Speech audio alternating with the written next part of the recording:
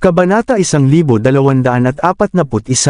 Ang dalawang babae kanina ay talagang itinigil siya ni Zachary. Huwag mo akong istorbohin kung wala akong pahintulot. Mr. Knock, ikaw ba talaga? Nagulat si Ben habang sumusulyap sa banyo. Huwag kang pa dalos-dalos. Kailangan mong manatiling kalmado. Lumabas ka. Opo, hindi na naglakas loob pang magsalita si Ben at umalis ng nakayuko. Dinampot ni Zachary ang remote control sa mesa at binuksan ang Do Not Disturb na ilaw. Huminga ng malalim si Ben bago tuluyang umalis. Samantala, lumabas ng elevator si Charlotte at mabilis na nahanap ang kwarto ni Zachary. Alam niya ang lumang gawin nito. Kahit saang hotel siya tumuloy, lagi niyang pinipili ang presidential suite sa dulo ng pasilyo dahil tahimik at walang istorbo. Nang makita niya ang nakailaw na Do Not Disturb, halo-halo ang emosyon niya. Ang hayop talagang iyon, hindi mapigilan ang sarili. Nanginginig ang mga kamao niya habang nagdadalawang isip kung dapat ba siyang pumasok. Kung pumasok siya at may makita siyang kainahinala, siguradong mababaliw siya. Kung hindi siya papasok at maabutin siya ng mga tauhan ni Theo, mawawala ang pagkakataon niyang makausap si Zachary nang sila lang.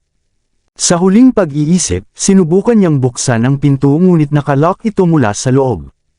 Mas lalo siyang nainis at tinaas ang kamay para kumatok, pero naalala niyang imposible niyang malinlang si Zachary dahil sobra itong tuso. Nang suriin niya ang paligid, napansin niyang walang nakatira sa katabing kwarto.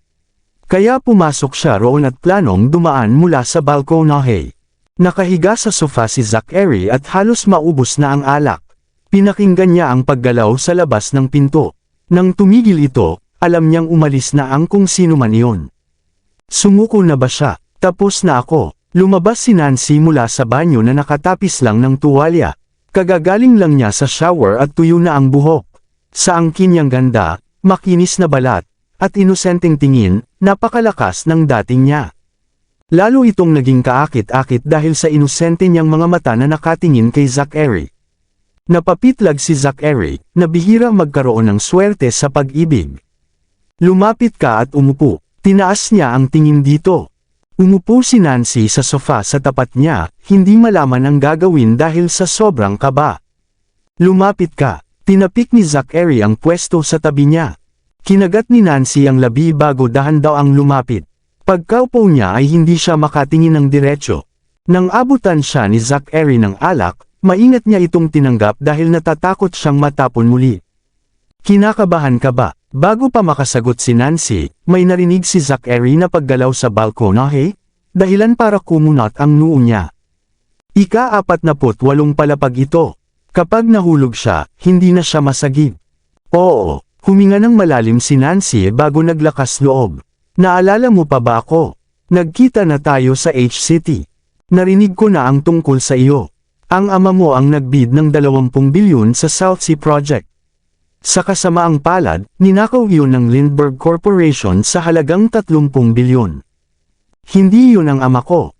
Ang sumali sa bidding ay tauhan niya. Hindi ako naroon noong bidding.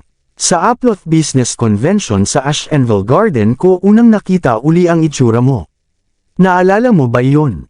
Ganoon ba? Halatang hindi ito maalala ni Zachary. Sa totoo lang, hindi yun ang unang pagkakataong hinintay kita.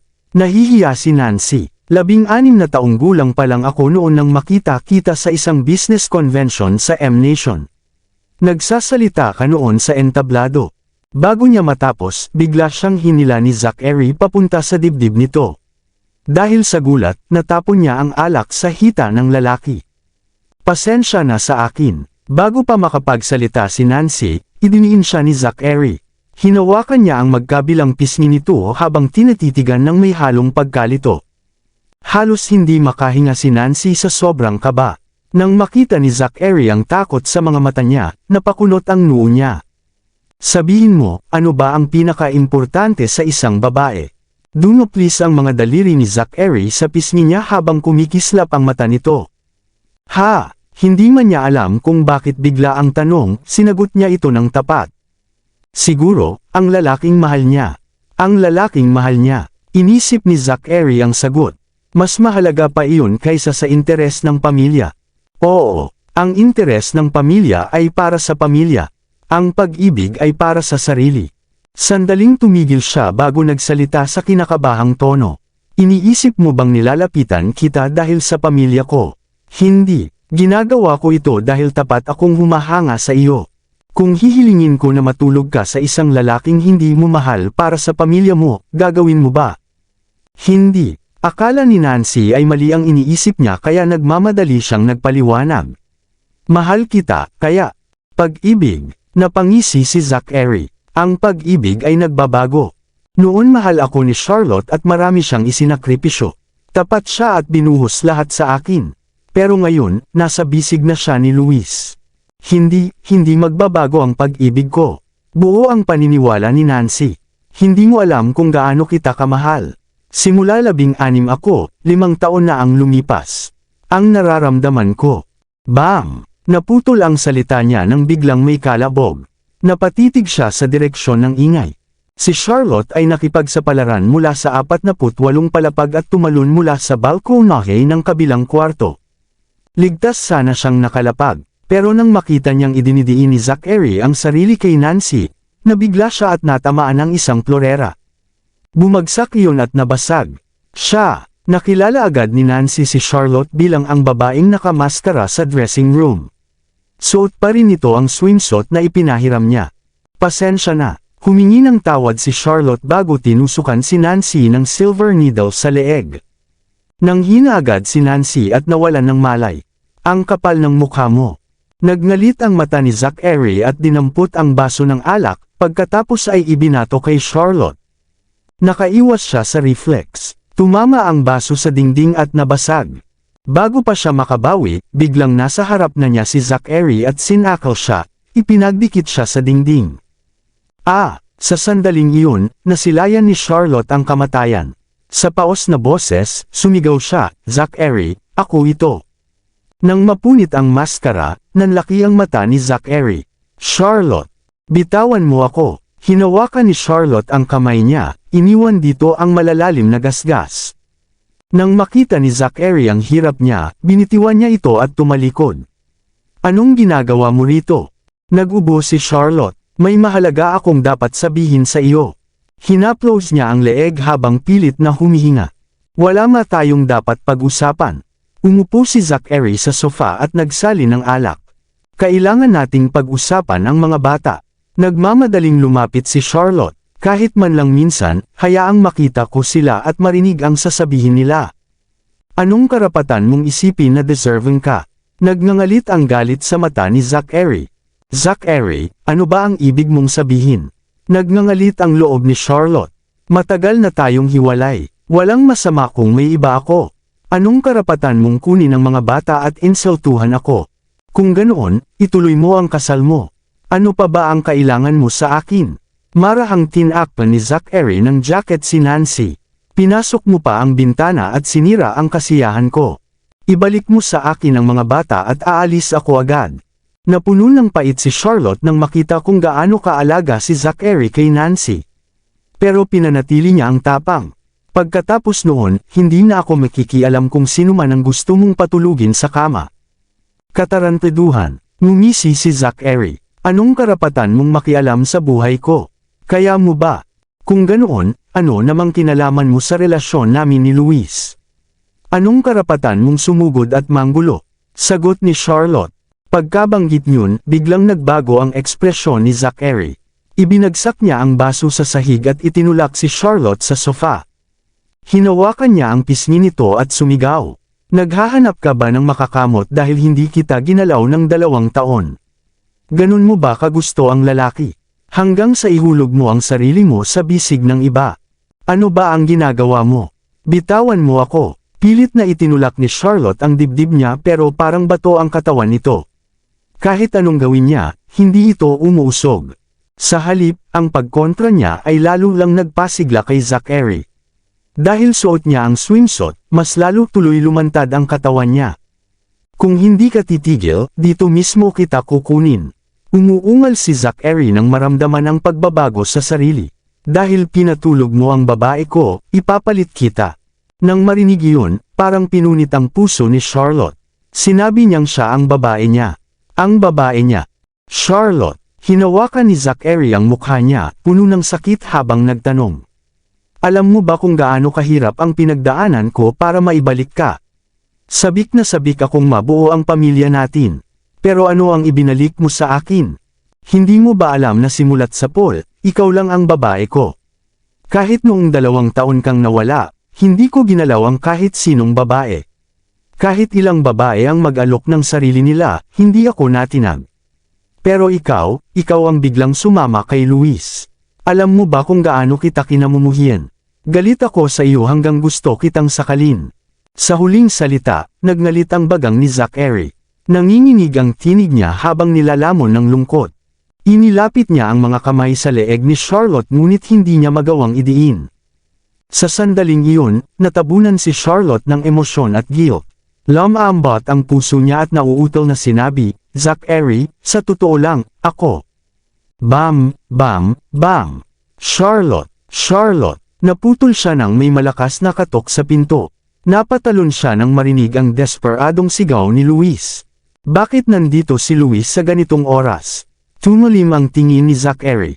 Kanina lang, akala niya may ipapaliwanag si Charlotte, dahilan para muling umusbong ang pag-asa niya. Pero dumating si Luis para guluhin iyon. Ang galing mo, Charlotte. Malamig na tinapik ni Zachary ang pisngi niya. Mukhang sabay kayong mag-asawa na humaharap sa akin. Isa ang kunwari nakikipag-usap, isa ang nag-pay pressure. Ikaw rin ba ang nagpadala ng tao sa villa ko para dukutin ang mga bata? Ako, natarante si Charlotte nang makita niyang nahulaan siya. Pero agad niyang inayos ang sarili. Hindi yon ang iniisip mo, Zachary. Zachary, buksan mo ang pinto. Buksan mo ngayon din. Habang kumakatok pa rin si Luis, narinig ang boses ni Theo. Luis, tigilan mo na. Sabi ko na sa iyo, ang babaeng dinala ni Mr. Noct ay si Nancy Gold, hindi si Miss Lindbergh. Pero sigurado akong pumunta rito si Charlotte para makipag-usap kay Zachary. At ngayong nawawala siya, siguradong nasa loob siya. Punong-puno ng kaba si Luis.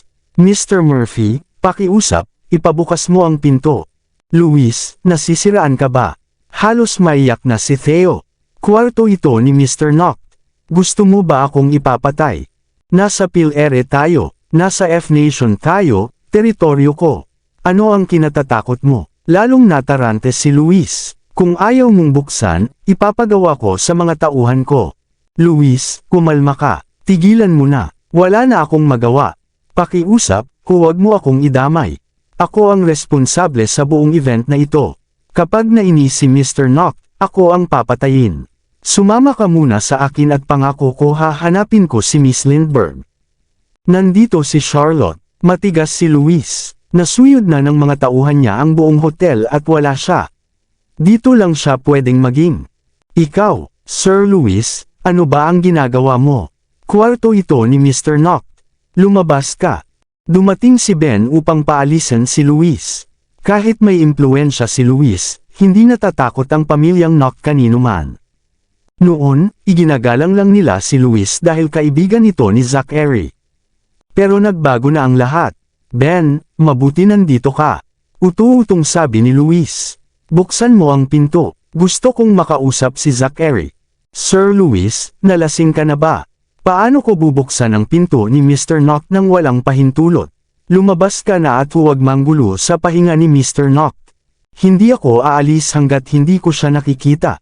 Walang pasensya si Luis, kaya inutusan niya ang mga tauhan niya na tawagin ang mga staff.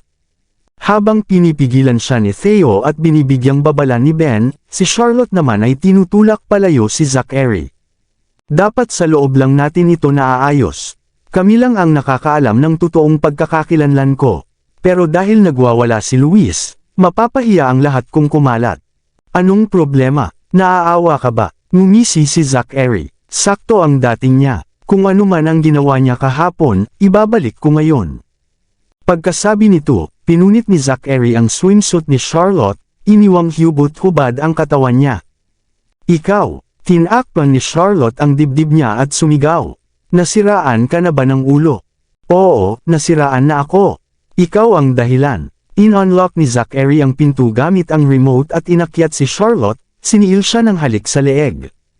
Sa labas, sumugod si Luis nang bumukas ang pinto. Charlotte, char. Natigil siya pagkita sa ayos nila. Nanigas siya, hindi makapagsalita. Bitawan mo ako. Tinulak ni Charlotte si Zachary at tinakpan ang sarili ng unan.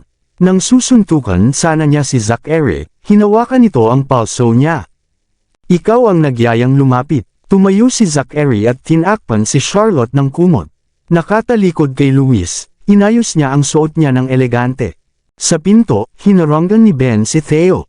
Tumigil ka, hindi mo problema ito, may mamamatay ba? Nanginginig si Theo, hindi, umalis na kayo. Dumating si Lupin. Nang nagkatinginan sila, sinamaan niya ito ng tingin bago sumugod. Zachary, papatayin kita. Dinampot ni Luis ang fruit knife at nagsisigaw habang sumugod kay Zachary. Luis, huwag, sigaw ni Charlotte. Susubukan pa sanang pigilan ni Lupin pero huli na. Kabanata 1245. Sa matalim na tingin, sinipan ni Zachary si Luis. Nagbuga ng dugo si Luis at bumagsak sa sahig. Hindi mo ba talaga iniisip na hindi kita kayang patayin? Galit na sinipat ni Zachary si Luis. Kung gusto ko palang noon, patay ka na sa loob ng bahay mo, lalo na rito sa F-Nation. Zachary, ikaw. Sa tindi ng galit, muling nagsuka ng dugo si Luis. Sir Luis. Sa sandaling iyon, lumapit ang mga tauhan ni Luis para tulungan siya.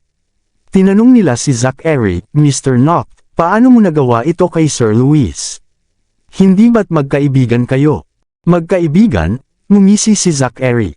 Tinuring ko siyang kaibigan, pero ninakaw niya ang babae ko. Si Charlotte ang fiancé ko.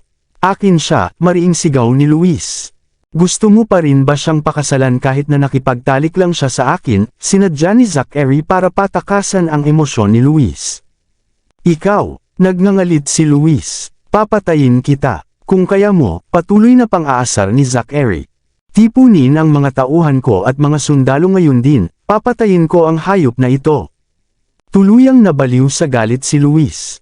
Binalot lang ng kumot ang kanyang katawan, lumapit si Charlotte kay Luis at tinamaan ang batok nito, dahilan para mawalan siya ng malay. Biglang bumalat ang katahimikan. Iuwi ninyo ang duke ninyo, utos ni Charlotte sa mga tauhan ni Luis. Opo, at agad nilang inalis si Luis. Nang tumingin si Charlotte kay Lupin, mabilis itong sumunod palabas. Tinawagan naman niya ang mga tauhan ni Gordon at iniutos na ihatid ng ligtas si Luis pauwi. Kapag may nangyari sa kanya sa paglalakbay, lalo lamang lalala ang sitwasyon. Pagkaraan noon, pinaalis niya ang lahat. Sa loob ng kwarto, nanatili lamang sina Charlotte, Zachary, Lupin at Ben.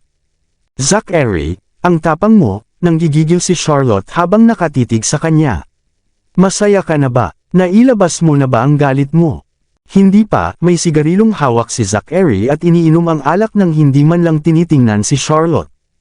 Ano ba ang kailangan bago mo ako payagang makita ang mga anak ko? Pigil ang galit niyang tanong. Sabihin mo ang kondisyon mo. Matapos ang maikling katahimikan, sumagot si Zachary. Kanselahin ang kasal at mangakong hinding-hindi ka na muling mag-aasawa. Napatingin si Charlotte sa kanya ng gulat. Bakit? Ano bang kinalaman ng kasal ko sa iyo? Ano ang karapatan mong kontrolin ako? Mukhang hindi mo gustong makita ang mga bata, pangungot siya ni Zachary. Hindi ba't tinanong mo ang kondisyon ko? Pero hindi mo kayang tanggapin ang simpleng hiling na ito. Mga anak ko sila, wala kang karapatang pigilan akong makita sila, sigaw ni Charlotte. Wala akong pakialam. Anong gagawin mo tungkol dito? Hindi nakikinig si Zachary at hindi nagtatangka pang makipag-ayos. Ikaw, gigil na gigil si Charlotte. Ganoon ka ba talaga kadesperado na magpakasal? Tanong ni Zachary. Matapos ang nangyari ngayong gabi, sa tingin mo ba gusto ka pa ring pakasalan ni Luis? Kung gusto niya o gusto ko ay wala kang pakialam. Wala kang karapatang makialam sa personal kong buhay, galit na sagot ni Charlotte. Kung ganoon, magpakasawa ka sa kalayaan mo. Walang balak makipag-usap, naglakad si Zachary papunta sa banyo. Zachary, nang susubukan siyang pigilan ni Charlotte, pinigilan siya ni Ben. Miss Lindbergh, bulag sa galit si Mr. Nock ngayon. Kahit ano pang sabihin ninyo, wala ring pupuntahan. Mas mabuti pang umuwi muna kayo. Tama, umalis na muna tayo, okay. Binalutan ni Lupin ng jacket si Charlotte. Nakaramdam siya ng awa nang makitang matapos ang negosasyon ay napaiya lamang si Charlotte. Pero alam niyang minsan ay hindi uubra ang rason. Mukhang miserable si Charlotte at wala siyang nagawa kundi umalis. Miss Lindbergh, biglang tawag ni Ben. Mahinang paalala niya, si Morgan at ang mga tauhan niya ay napaalis. Hindi sapat ang tatlo para maagaw ang mga bata mula kay Bruce. Ano bang sinasabi mo? Minamaliit mo ba ang pamilya Lindbergh? Singhal ni Lupin. Hindi yun ang ibig kong sabihin, kunot noong paliwanag ni Ben. Hindi uubra ang dahas, kailangan ninyong pagtiyagaan. Ang mga salita niya ay nagbigay kay Charlotte ng kaliwanagan. Tama siya, si Zachary ay mas madadaan sa lambing kaysa sa puwersa. Ngayong may krisis ang Lindbergh Corporation, walang mangyayari kung pipilitin na kuhanin ang mga bata. Pero may kahinaan siya. Kapag naghintay ako ng tama, makikita ko rin ang mga bata. Sigurado akong miss nila ako. Miss Lindbergh, matalino kayong babae. Kaya huwag ninyong hayaang maapektuhan ng emosyon ang pag-iisip ninyo, payo ni Ben. Dapat na kayong umuwi, sigurado akong hahanapin na kayo ng pamilya Laurent. Salamat. Agad na umalis si Charlotte. Paglabas niya sa pinto, napatingin siya kay Nancy na nakahiga pa rin sa sofa. Mukhang wala balak si Zachary na paalisan ito. Marahil nais niya itong manatili para aliwin siya. Dahil kilala si Theo bilang taong maingat, personal siyang naghintay sa elevator para kay Charlotte at Lupin upang ihatid sila sa likurang labasan. Paulit-ulit siyang humingi ng paumanhin sa kanyang nagawang paglabag. Sa huli, tiniyak pa niyang walang ibang makakaalam maliban sa mga taong sangkot. Nangako siyang hinding-hindi ito ipagsasabi. Pagkatapos magpasalamat, mabilis na umalis sina Charlotte at Lupin. Naghihintay na si Morgan sa parking area. Pagkakita niya kay Charlotte, agad siyang humingi ng tawad. Pasensya na, Miss Lindbergh. Nadiskubre agad kami ni Bruce nang sumalakay kami. Agad niya kaming napigilan. Sinaktan ka ba niya? Tanong ni Lupin. Hindi, umiling si Morgan. Maayos nila kaming tinrato. Pinigilan lang nila kami sa pag-report at pagtupad sa misyon. Mga 20 minuto pa lang nang paalisin nila kami at sinabing nabigo ang negosasyon kaya pinapunta nila ako rito para hintayin kayo. Mukhang mabait pa rin sina Bruce at Ben dahil sa nakaraan, bulong ni Lupin habang sinisilip si Charlotte. Punong-puno ng inis si Charlotte. Hindi lamang nabigo ang negosasyon, kundi nailagay pa siya sa alanganin ni Zachary. Hindi niya alam kung paano niya haharapin ang pamilya ni Luis. Sumakay muna tayo, ani Lupin. Pag-andar pa lang ng sasakyan, walang tigil ang pagring ng telepono ni Charlotte. Si Sherlyn iyon. Malinaw na nalaman na nito ang nangyari. Dahil binugbog ni Zachary si Luis, siguradong hindi ito palalagpasin ni Robert at Sherlyn. Ano kayang kailangan ni Lady Sherlyn? Tanong ni Morgan. Lupin, ano bang nangyari talaga kanina? Mahinang ikinwento ni Lupin ang lahat. Napamulagat si Morgan. Gaano kabangis si Zachary? Ginawa niya talaga iyon. Shoo, tama na. Nakita ang ekspresyon ni Charlotte, pinakalma siya ni Lupin. Miss Lindbergh, huwag kayong mag-alala.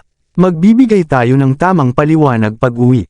Ano pang ipapaliwanag? Sabat ni Morgan na sadyang diretsyo magsalita.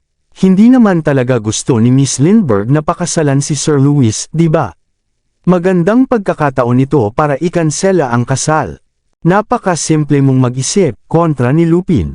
Alam mo ba kung gaano kalaki ang gulong nangyari ngayong gabi? Ipinahayag ni Mr. Knock na nakipagtalik siya kay Miss Lindbergh at binugbog pa si Sir Louis. Nasira ang reputasyon nila. Hindi hahayaan iyon ng pamilya Laurent. Kahit hindi nila kayang labanan si Mr. Knock, may karapatan silang questionin si Miss Lindbergh. At ngayon, nawawala si Mr. Lindbergh. Wala tayong sandalan. E ano naman, hindi naman sila banta sa atin, tugon ni Morgan. Kung kinakailangan, aalis tayo ng F-Nation kasama ang mga bata. Kaya nating mabuhay kahit wala silang proteksyon. Ang tanong, makakaalis ba tayo? Bulong ni Lupin. Ibig mong sabihin hindi nila tayo papayagan? Kunot noong tanong ni Morgan. Sigurado ka ba? Kahit ano pa man ang nangyari kay Mr. Lindbergh, si Miss Lindbergh ay makapangyarihan pa rin sa mundo ng negosyo. May lakas loob ba sila para maging ganito kalakas ang loob? Hindi naman sigurado, dahil nasasangkot ang reputasyon nila, Tinaas ni Lupin ang tingin kay Charlotte. Miss Lindbergh, ginagawa ba ito ni Mr. Knock para mapasunod ka? Talagang nakakainis siya, nang gigigil si Charlotte sa inis. Sa kasalukuyan, dalawa lang ang pagpipilian niya. Ibaba ang sarili at pakasalan si Luis kahit alam niyang habang buhay na siyang hahamakin ng pamilya nito, o bumalik kay Zachary. Sa una, palagi siyang kukutsain at hindi na niya muli makikita ang mga anak niya habang buhay. Hindi niya maintindihan kung bakit ginagawa ito ni Zachary gayong siya mismo ang nagsabing nakipagtalik siya kay Luis at sobrang galit sa kanya. Bukod pa roon, may babae pa siyang kasama. Kaya naisip niya kung paghihiganti lamang ba talaga ang lahat ng ito. Tumatawag siya ulit, paalala ni Lupin. Itinabi ni Charlotte ang kanyang iniisip at tumingin sa telepono. Kanina pa napuputol ang tawag matapos magring ng matagal. Pero dahil tumawag muli si Sherlyn, alam niyang wala na siyang choice kundi sagutin ito. Hello, Charlotte, nasaan ka? Sa tono ni Sherlyn, ramdam ni Charlotte ang pilit nitong pagpigil sa galit. Malinaw na nais na nitong tanungin siya tungkol sa nangyari. Ano iyon? Kalmadong tugon ni Charlotte. Anong problema mo? Nawala ng malay si Luis sa pambubugbog, tapos tinatanong mo pa ako kung ano iyon. Tuluyan ng sumabog si Sherlyn. Charlotte, kaya pa ako nakikipag-usap sa iyo ng mahinahon ay dahil sa kapatid mo. Kaya mas mabuting umuwi ka ngayon at ipaliwanag ang nangyari. Sigurado akong may ideya ka na, sagot ni Charlotte. May kailangan pa akong gawin ngayon, kaya hindi ako makakapunta. Mag-uusap tayo kapag natapos ko na. Charlotte, hindi na nakapagpigil si Sherlyn. Ikakasal ka na kay Luis, pero nakikipag-ugnayan ka pa sa dati mong asawa. Nagpagulong-gulong ka pa sa hotel at nakipagtalik sa kanya. Wala ka bang hiya? Napakunot ang noo ni Charlotte pero hindi sumagot. At bukod sa hindi mo siya ipinagtanggol sa oras ng pangangailangan, tinulungan mo pa si Zachary na pahinain siya sa pamamagitan ng pagtamba sa kanya. Napakatuso mong babae, hindi kita palalampasan. Bibigyan kita ng 1 oras para umuwi at magpaliwanag. Kung hindi, paghandaan mo ang magiging kapalit. Pagkasabi noon, ibinaba ni Sherlyn ang tawag. Hawak ang telepono, napakunot ang noo ni Charlotte habang nakatingin sa labas ng bintana, na mabigat ang dibdib. Mula sa simpleng bagay, lumala ang sitwasyon nang wala sa kontrol niya. At ngayon, siya ang kailangang mag-ayos ng lahat. Sandali lang, may biglang pumasok na ideya sa isip ni Charlotte. Kung ganoon kaingat si Zachary, bakit niya hinayaang ipagkalat ni Mr. Murphy ang kilos niya? Sinadya niya ba iyon? Pinahintulutan niya si Mr. Murphy na sabihin kay Luis ang itinerary niya para mahikayat akong puntahan siya. Pagkatapos, inayos niya ang gulo para mapilitan akong kanselahin ang kasal. By the way, nang naroon kami ni Jade sa villa, tahimik ang paligid. Wala akong nakita ni ang mga bata o kahit anong gamit nila. Parang ang weird, biglang duda ni Morgan. Miss Lindbergh, tingin ko hindi talaga nandoon ang mga bata. Pwede kayang, napatingin si Lupin habang unti-unting nagkakaroon ng ideya. Bahagi ito ng plano ni Mr. Knock. Posibleng-posible, malinaw kay Morgan ang lahat. Matagal na nilang inihanda ang patibong na ito at hinihintay lang tayong mahulog. Ni hindi nagulat si Marino nang makita ako. Ngayon ko lang naisip, lahat ito ay planado. Zachary, galit na galit si Charlotte. Paano mo nagawa? Mukhang minamaliit natin si Mr. Knock.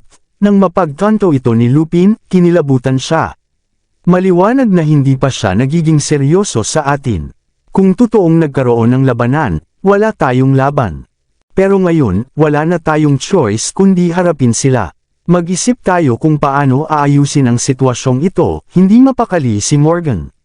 Sa ugali ni Lady Sherlyn, sigurado akong hindi niya ito palalampasan. Bakit hindi na lang tayo umalis at bumalik sa Erihal o H-City?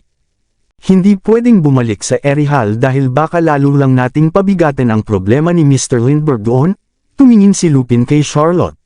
Sa H-City naman, nandoon si Mr. Knock. Huli na para may gawin pa, nakatingin lang si Charlotte sa harap. Itinaas ni Morgan ang tingin at agad na binigulan ang takbo ng sasakyan. Mahigit 10 sasakyang militar ang nakaharang sa daraanan nila. Mga tao ng pamilya Laurent, kunot noong sabi ni Lupin. Alam ko na, hindi talaga nila tayo palalampasan. Ano ang gagawin natin? Dumilim ang mukha ni Morgan. Tawagan kaya natin si Gordon. Habang sinasabi niya ito, kinuha niya ang telepono. Hindi pwede, pinigilan siya ni Charlotte. Kahit si Gordon at ang mga tauhan niya ay narito, wala silang laban sa kanila. At kailangan pa nilang harapin ang mga asasin mula sa Erie Hall at bantayan ang mga bata. Kung ganoon, wala tayong magagawa kundi sumama sa kanila, seryosong sabi ni Charlotte. Ako ang haharap sa resulta ng ginawa ko. Siguro nga mas mabuti iyon. At nariyan naman kami kasama mo, malamig ngunit matatag ang tinig ni Lupin. Siguradong hindi nila basta-basta mahahawakan ka. Utos ni Charlotte. Bagalan mo ang takbo at sumulong. Opo, Mr. Knock, dinala ni Lady Sherlin ang militar para harangin si Miss Lindbergh at ibalik siya, ulat ni Ben. Patuloy lang si Zachary sa pag-inom ng alak. Lahat nangyayari ayon sa inaasahan mo, malungkot si Ben. Pero hindi ba mapapahamak sina Miss Lindbergh? Alam ni Sir Robert ang limitasyon. Ngayon na walang balita tungkol kay Mr. Lindbergh, hindi niya muna kakayanin na saktan si Charlotte, napakakalmado ni Zachary. Pero, natigilan si Ben. Alam niyang kahit hindi sasaktan si Charlotte, iba ang usapan sa mga bodyguard nito. Posibleng si Lupin at Morgan ang pagbalingan ng galit ng pamilya Laurent para takutin si Charlotte. Magpadala ka ng taong maghatid sa kanya pauwi, utos ni Zachary habang nakatingin kay Nancy na nakahandusay. At siguraduhing maalagaan siya ng maayos. Opo, agad nagayos si Ben. Hawak ang baso ng alak, lumabas si Zachary sa balkonahe ng hotel. Nang tumuno siya sa maliwanag na lungsod, puno ng halo-halong emosyon ang kanyang mga mata. Mr. Knock, oras na para sa gamot ninyo. Pagbalik ni Ben pagkatapos ng mga utos, dala niya ang isang baso ng tubig at isang malaking kahon ng gamot. Sa loob nito, may 10 klase ng tableta, iba-iba ang kulay. Para lang siyang candy ng bata tingnan, pero lahat iyon ay malalakas na gamot. Pagkatanggap ng kahon, mabilis na ininom ni Zachary ang lahat. Nang iinom na sana siya mula sa baso ng alak, pinigilan siya ni Ben. Bawal daw pagsabayin ang alak at gamot. Tubig na lang sana. Kung mamamatay din naman ako nang hindi nagtatagal, ano pang kaibahan, malamig niyang tugon. Inubos niya ang baso ng alak. Huwag kayong ganyan, sabi ng doktor, kapag nakita natin si Francesco at si Dr. Felch, may posibilidad pa, mahinahong sagot ni Ben. Hindi tayo dapat nakikipagtalo kay Miss Lindbergh ngayon. Dapat nasa H-City tayo at hinahanap si Dr. Felch. Ang pag-asa ay para lang sa mga kino-comfort, tugon ni Zachary. Hindi importante ang buhay o kamatayan. Ang mahalaga, mabuhay ng buong buo. Hindi makasagot si Ben at napayuko lamang. Sa kabila ng 2 buwang gamutan, hindi pa rin maalis ang lason sa katawan ni Zachary. Kahit gumanda ang lagay niya, sobra pa rin ang sakit tuwing gabi. Wala nang maisip ang doktor, kaya pinayuhan silang hanapin agad sina Dr. Felch at Francesco. Pero dahil malapit na ang kasal nina Charlotte at Luis, hindi na makapaghintay si Zachary.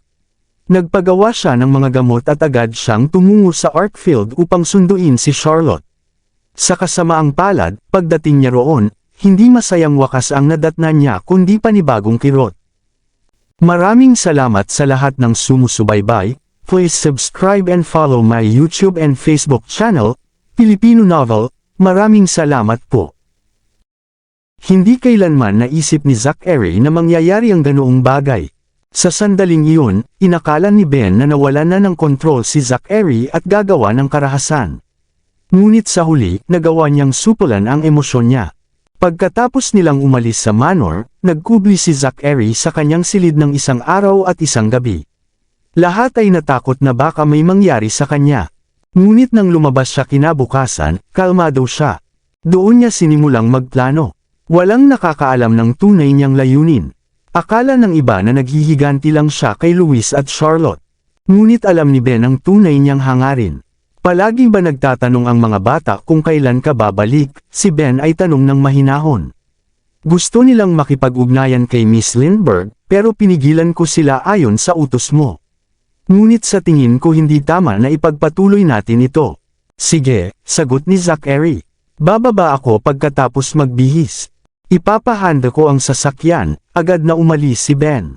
Ibinaba ang baso ng alak, naghanda si Zachary na magbihis. Ngunit nang makita niya ang telepono sa mesa, nag-atubili siya sandali. Kinuha ito at in-unblock ang numero ni Charlotte. Sa loob ng sasakyan, palapit na sana si Charlotte nang biglang tumunog ang telepono niya. Nang makita na si Gordon, agad niyang sinagot. "Hello, Miss Lindbergh," malalim na tinig ni Gordon. "Papunta ako sa lokasyon mo. Huwag kang sumama sa kanila. Darating ako agad." Hindi, pinigilan siya ni Charlotte. "Responsibilidad mo ngayon ang bantayan ang 3 anak ni Danrick. Ako na ang bahala sa sarili kong problema. Pero, hindi ako sasaktan ng pamilya Laurent." Tumingin siya sa bintana, na mahina ang tinig. "Ang kasal ay sa makalawa. Lahat ay aabot sa puntong susukatin. Kaya kailangan mong bantayan ang mga bata sa loob ng 2 araw at hintayin ako sa villa." Sige, wala nang choice si Gordon kundi umatras. Pagkatapos tapusin ang tawag, dahan-dahang bumaba si Charlotte sa sasakyan.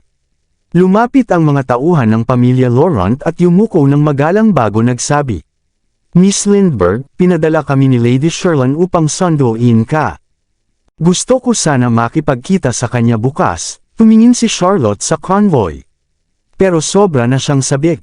"Miss, si Sir Louis ay namimiss ka." Ngumiti ang butler bago inakay siya pasulong. "Dito po."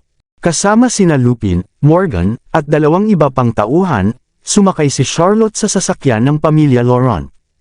Sa pagkakataong iyon, nakapagpalit na siya ng damit at inayos ang buhok ng simple. Kahit na nahugasan ang makeup niya, kamangha-mangha pa rin siya kahit wala nito. Ngunit kitang-kita ang pagkadismaya niya para sa okasyon nang dumating siya sa tahanan ng Laurent. Dinala si Charlotte at ang kanyang mga tauhan diretsyo sa study room ni Sherlyn. Sa loob, nakaupo si Robert at Sherlyn sa sofa, parehong nakatingin kay Charlotte ng may seryosong ekspresyon.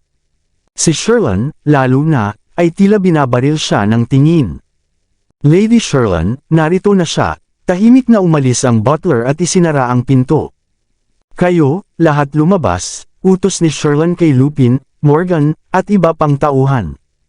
"Pasensya na, Lady Sherlyn. Sumusunod lang kami kay Mr. Lindbergh."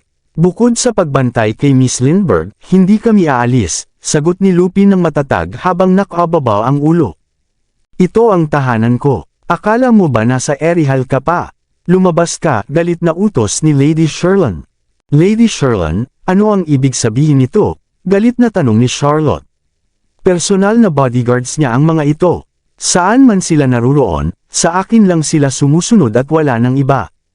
"Charlotte, pagkatapos gawin ang napakahiya na aksyon, paano ka nang ahas na kumilos ng ganito?" galit na sabi ni Sherlyn. "Wala ka bang hiya o pagsisisi?" Kabanata 1250. "Lady Sherlyn, tinawag mo ba ako para tanungin lang?" Taas ng tingin ni Charlotte kay Sherlyn. Matatag ang tindig niya, parang maliit lang ang nangyari. "Paano mo nagawa na ibato sa akin ang tanong na iyon?" Lumala ang galit ni Sherlyn. "Ikakasal ka kay Louis sa makalawa. At ginawa mo ang gulo na ito. Wala ka bang hiya?" Nakababa ng tingin, taos puso ang paumanhin ni Charlotte. Mali ang nangyari, may hindi pagkakaunawaan, pero hindi ko napapasok sa detalye. Gayunpaman, inaamin ko ang pagkakamali ko. "Lady Sherlyn, karapatan mo akong pagsabihan, pero huwag mo itong idaan sa aking mga tauhan dahil wala silang kinalaman." Nagulat ako na napagtanto mo ang pagkakamali mo, habang iniisip ni Sherlyn, lalo siyang nagalit. "Akala ko marunong kang magpanatili ng pagiging dalisay dahil sa pangalan ng pamilya mo. Hindi ko inaasahan na magiging katulad ka ng babaeng lansangan sa paggawa ng ganitong kahihiyan." "Sobra ka na," sagot ni Morgan. "Sino sa tingin mo ikaw? Paano mo nagawa na magsalita ng ganoon sa akin?" Galit na turo ni Sherlyn kay Morgan. "Sampalin mo siya." Ilang katulong ang lumapit at hinawakan si Morgan. Kasabay nito, inangat ni Diana ang kamay para hampasin siya. Tahasang pagsalungat ni Morgan. "Hindi ka aabot." Nang halos pigilan ni Lupin at ang 2 bodyguard, higit sa 10 sundalo ang nagtaas ng armas laban sa kanila. "Lady Sherlyn." Bago pa nakapagsalita si Charlotte, si Morgan ang nakatanggap ng palo mula kay Diana. Natigilan si Lupin at ang iba. Hindi nila inaasahan na talagang hahampasin si Morgan.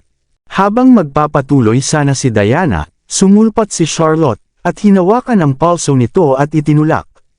Muli mo bang gawin ito? Pasensya na, Miss Lindbergh.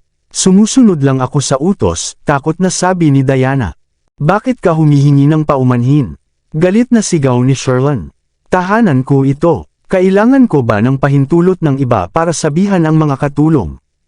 Lady Sherlyn, sa akin mo dapat ilabas ang galit mo. Gusto mo man hampasin o sabihan ako, tatanggapin ko, galit na sigaw ni Charlotte. Ngunit kung gagawin mo sa tauhan ko, hindi ako magpapigil. Akala mo hindi kita aabutin. Galit na galit si Sherlyn. Hawakan siya. Tama na. Sa sandaling iyon, si Robert na tahimik lang noon ay pinatakbo ang paa. Hinawakan ang noo, pinagsabihan si Sherlyn. Sinabi ko ng pag-usapan ito ng maayos. Bakit ka palaging gumagamit ng karahasan? Bakit mo ako pinapagalitan? Ngiting masungit si Sherlyn. Nakagawa ang babaeng ito ng kahihiyan at pati si Luis ay nabugbog. Pababayaan lang ba natin ang panghahamak sa atin? Tumahimik ka, mahinang utos ni Robert. Ikaw, sa kabila ng sama ng loob, nanahimik si Sherlyn nang makita ang titig ni Robert. Charlotte, maupo ka, imbita ni Robert. Matapos tumingin kay Diana at sa iba pang katulong, umupo si Charlotte. Samantala, mabilis na sinuportahan ni Lupin at Jade si Morgan at pinayuhan siyang kumalma. Sa huli, hindi ko akalaing madaling talikuran ang iyong prinsipyo, mainit na sabi ni Robert. May hindi pagkakaunawaan ba rito? Sa tingin ko kailangan kong ipaliwanag ito kay Luis ng direkta, payak na sagot ni Charlotte. Nasaan siya? Paano ka pa may tapang na harapin siya? Galit na bamulong si Sherlyn. Malubha ang pinsala niya at nagpapagaling sa kanyang silid. Napakunot ang noo ni Charlotte. Nakita niya ang nangyari kanina at hindi niya inisip na sobra ang lakas ni Zachary. Talagang pinapalaki ni Lady Sherlyn ang maliit na bagay. Nasa kwarto si Luis. Ipapakita kita sa kanya mamaya, mas mahinahong tono ni Robert. Sana maipaliwanag mo sa amin ang nangyari. Ano ang gusto ninyong malaman? Balik tanong ni Charlotte.